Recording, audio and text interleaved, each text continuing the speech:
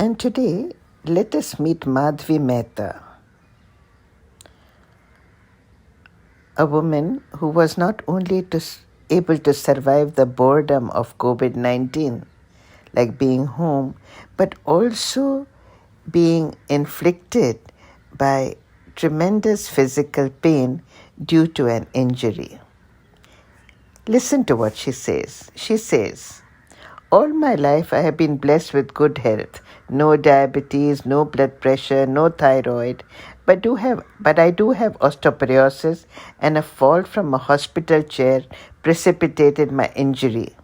And a few months later I couldn't get out of the bed, but I was determined not to let it get in the way of my going to Israel and Jordan.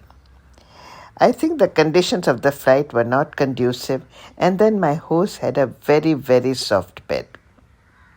I found I couldn't move, and my brother-in-law, whom I went with my sister and niece, booked the first flight from Tel Aviv.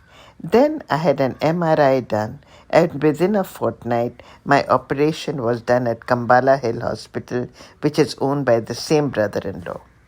The lumbar vertebra was broken and it was excruciatingly painful, but with my die-hard spirit, and that is what I want to bring out, the die-hard spirit. So she says, the lumbar vertebra was broken and it was excruciatingly painful, but with my die-hard spirit and religiously done physiotherapy, I recovered in 3 weeks. I was off my walker and thankfully never had to use a bedpan. My spine surgeon, Dr. Priyank Patel, was a savior. I made a portrait of him as a postage stamp instead of a boring painting. And then she's made a painting of a cataract surgeon's, her friend's late wife, and she says that portraits are her specialty. She dances Manipuri, and she learned from the Javeri sisters.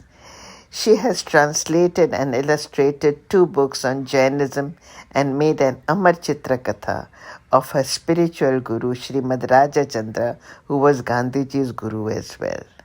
And to top it all, she has done a black belt exam in karate in 1988.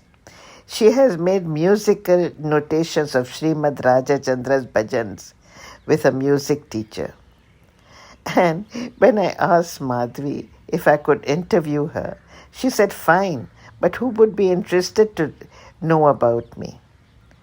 I said, I'm sure you may inspire someone to never say die.